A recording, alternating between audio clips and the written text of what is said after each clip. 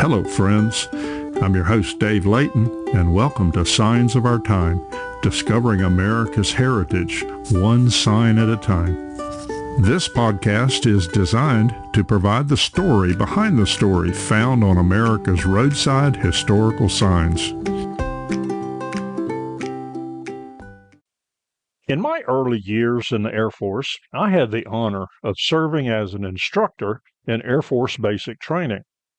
We were responsible to transition young men and women from their civilian life into the military. Certainly, we tried to instill discipline and a strong sense of purpose in their service.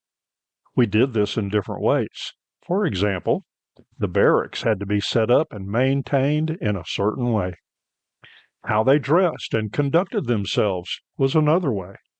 And perhaps one of the most visible ways and common to all military services, we taught them how to march in a formation. As their basic training progressed, they took on more skills in their ability to march as part of a formation. As they neared the time of their graduation, we began to train them to be part of an even larger formation to prepare them for the graduation parade. As they lined up in their formation, commands were given to march forward. Now picture in your mind several hundred, perhaps even 1,000 young troops marching in formation and keeping step with each other. This by itself would be very difficult to maintain for any time. To help with that, we had other airmen assigned to our drum and bugle corps. We taught our airmen to keep in step with rhythm of the drum beat. This rhythm was critical to everyone. Commands were given with the drum beat. Cadence, or the rhythm of marching, was maintained by the drum beat. If someone got out of step, he or she could easily get back in step without having to give commands. The drum beat ruled the flow of the formation. Well, this is not something new to our modern military. In fact, it's been a part of militaries throughout history. Well, in this episode, I want to focus on the role of drummers in the American Civil War. I want to look at their role and one specific drummer boy who was awarded the Medal of Honor for going above and beyond the call of duty for his position. It has been estimated that more than 40,000 men served as drummers in the Civil War. Most of them could hardly be described as men. Many were as young as 12, some even younger. The official age of enlistment was 18, but this was often ignored.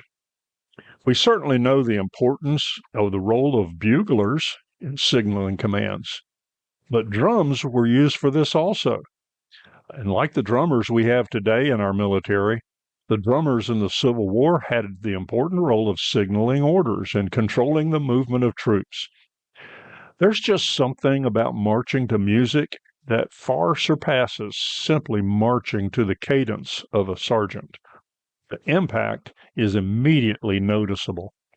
In addition to communicating orders from their officers to the troops, drummer boys also provided other duties and assistance.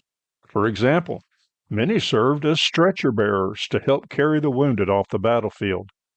Some even helped provide aid to the medical corps during surgery.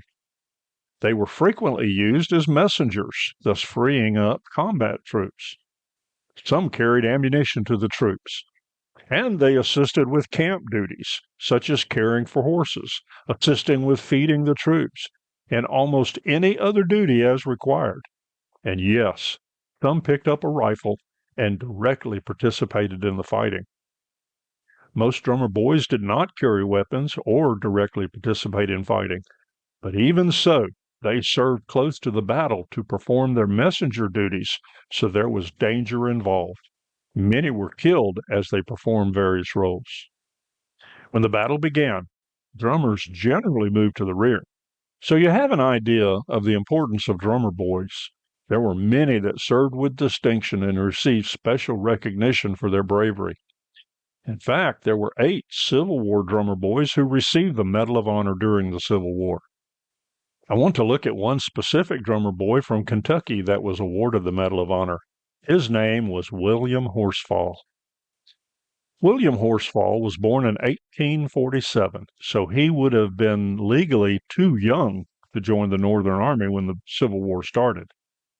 Without any warning to his parents, he and his three brothers snuck aboard the steamship to join the Army. When the bell rang to signal the departure of the steamship, the other boys jumped ashore, but William remained. The ship arrived at Cincinnati, and he enlisted as a drummer boy for Company G, 1st Kentucky Volunteer Infantry Regiment that was stationed at Camp Cox in Charleston, Virginia. At the time, he was 14 years old. The 1st Kentucky was sent to Western Virginia and was involved in the second day of the battle for Shiloh, and then began moving to Corinth, Mississippi. It was during action at Corinth that Horsfall performed his heroic action and that earned him the Medal of Honor, and at that time he was 15. One of the officers of the 1st Kentucky was Captain James Taylor Williamson. Just a point of interest about Captain Williamson, he had initially enlisted as a fifer. He shared a military musician background with Horsfall. Captain Williamson was seriously wounded during a charge against the enemy. Then, as the troops reversed their charge, Captain Williamson was left behind the lines.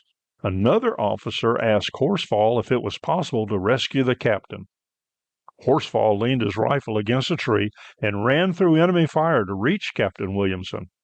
He then dragged him from danger to the stretcher bearers. His citation for the Medal of Honor read, "Saved the life of a wounded officer lying between the lines." It doesn't sound like a huge effort, but it required bravery and putting the life of others above his own. That is a true mark of character and bravery worthy of the highest recognition. William Horsfall would continue to serve. Later, he was nearly captured by Confederate soldiers, but escaped back to his regiment. This plucky young man survived the war and went on to live in his father's home in Alexandria, Virginia. He died on October 22, 1922, in Newport, and is buried in Evergreen Cemetery in Southgate, Kentucky. Well, friends, there you have it. A story behind the story from America's historical signs and markers. I hope you enjoyed this episode. I invite you to subscribe and continue listening as we bring more episodes about the rich heritage of our great nation. Please share this podcast with others. If you have interesting stories about historical signs and markers, email me at americanhistoricalmarkers@gmail.com. That's americanhistoricalmarkers@gmail.com. Maybe your story behind the story will be featured. I'm your host, Dave Layton, and thank you for listening, and safe travels.